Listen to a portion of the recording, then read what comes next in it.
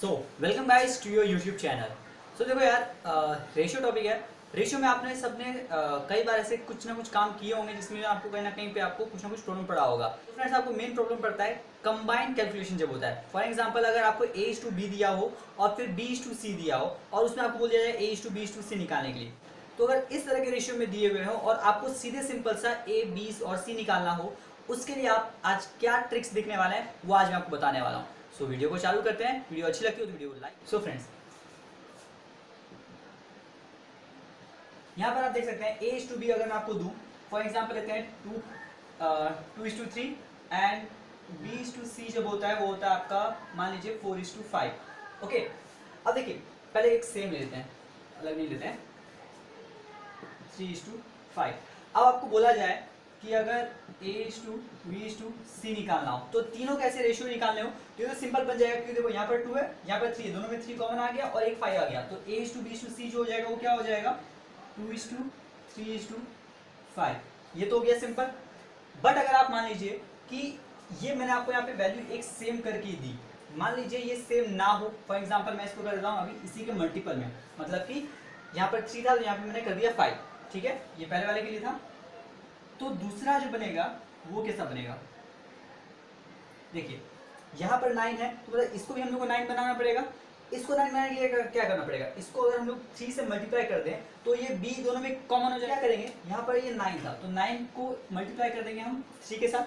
ठीक है, तो देखिए b दोनों में वापस यहाँ पे सेम हो जाएगा, तो ये क्या हो जाएगा, 3 2 6, 6:9। सिंपल सा है, हो गया 6:9 और ये 9:5। तो ये रेशियो बनेगा वो कैसा बनेगा, 6:9:5। ठीक है, यहाँ पर तो आ गए ये मल्टीपल्स थे, मतलब कि सेम मल्टीपल्स थे, कॉमन मल्टीपल्स थे, तो आप ऐसे निकाल लोगे।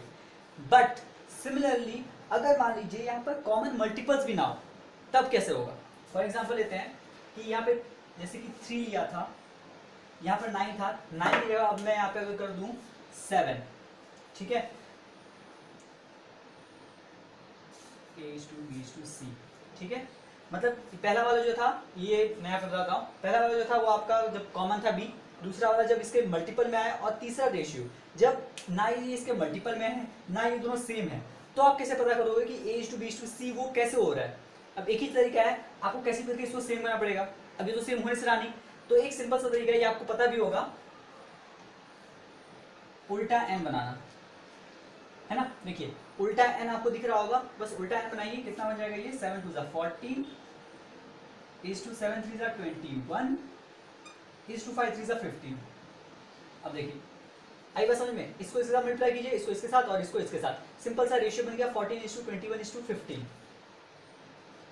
14:21:15। अब देखिए आराम से और नजाकत से समझिएगा ना तो आपको पूरा समझ में आएगा कि ये मैं क्यों इस तरह से भी करा रहा हूँ।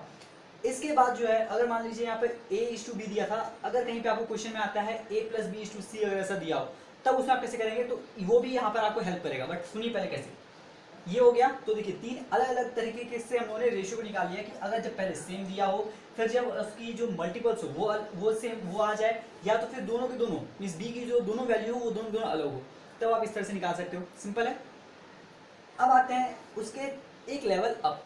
अभी अगर ऐसा लेते हैं कि वो A/B, B/C एंड C/D, अब ऐसा दिया, वहां पे तो पहले 2 था अब 3 हो गया, तो हम इसको ज़्यादा कुछ करेंगे नहीं, जैसा हमने पहले किया था वैसे वैसे ही करना है। ठीक है, तो अब मुझे A/B/C/D निकालना, तो क्या करेंगे, एक मैं रेशियो दे देता हूँ, फॉर एग्जांपल चलिए 1:2, 3:5 एंड 7:9। ठीक है, देखिए रैंडम नंबर है, कोई ऐसा नहीं है, कोई सोचा हुआ नहीं है, रैंडम है।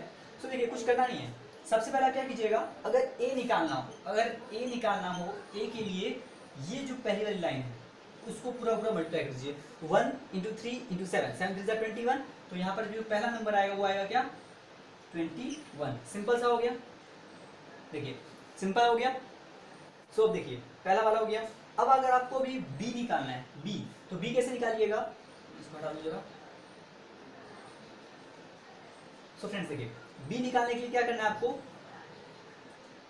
ये देखिए दूसरा नंबर जो है इसको इसके साथ, इसको इसके साथ, मतलब दूसरा वाला जो है वो पहले वाले के साथ और फिर इसको नीचे आने दीजिए। आई बस में 2 इंटू 3 इंटू 7, तो देखिए 3 2 6, 6 इंटू 7, 7 6 42, ठीक है। अब देखिए कहीं और आप अगर आपने देखा होगा कि A/B/C/D निकालना हो तो उन्होंने बताया होगा भाई पहले आप इन दोनों का सॉल्व कीजिए, इन दोनों का आ जाएगा, फिर आप C के साथ कीजिए, तो थोड़ा सा लंबा है। यहाँ पे लंबा नहीं है, बस एक्चुअली में कैलकुलेशन है बस, और कुछ नहीं है। देखिए नेक्स्ट 2 इंटू, अब C निकालना हो तो कैसे करेंगे, इसी वापस नंबर को उठाना है, ये सेकंड वाले को, तो इसको इसके साथ मल्टीप्लाई कीजिए, मतलब उसकी जस्ट नीचे, उसी के जस्ट नीचे, फिर उसको इसके साथ, मतलब 2 इंटू 5 10, 10 7 जा 70, ठीक है। अब आते हैं लास्ट वाले पे, तो लास्ट वाले के लिए क्या है, कुछ नहीं, देखिए इस पूरे के पूरे का इसके साथ मल्टीप्लाई कर दीजिए, तो 5 2 जा 10, 10 इंटू 9 90। सो ये आ गई A/B/C/D। अब देखिए कहीं कोई कैंसिल भी नहीं हो रहा कि ऐसा कुछ कैंसिल हो कि भाई ये सिंपलेस्ट फॉर्म में नहीं आया, सिंपलेस्ट फॉर्म में भी है और पूरा पूरा ये कैंसिल भी हो रहा है। आप देख सकते हैं एक साथ में कैसे निकालना हो, मैं फिर भी एक डायग्राम बना देता हूँ कि अगर आपको ABCD निकालना हो तो ये कुछ इस तरह का जाएगा, पहले के लिए A के लिए, ठीक है मैं A लिख देता हूँ, चलिए A के लिए कुछ इस तरह से जाएगा, B निकालना हो तो कुछ इस तरह का आएगा दूसरे के पास और फिर सीधे यहाँ पर, ठीक है। C के लिए अगर C आपको निकालना होगा तो ये कुछ इस तरह से जाएगा और फिर यहाँ आ जाएगा, देखिए यहाँ आके फिर हम यहाँ गए थे तो यहाँ पे आकर इस साइड आ जाएगा, एंड D के लिए वापस से सीधी सीधी लाइन। आई बात समझ में, बस इस तरह से आपको फॉलो करना है और A/B/C/D आराम से चारों निकल जाएंगे।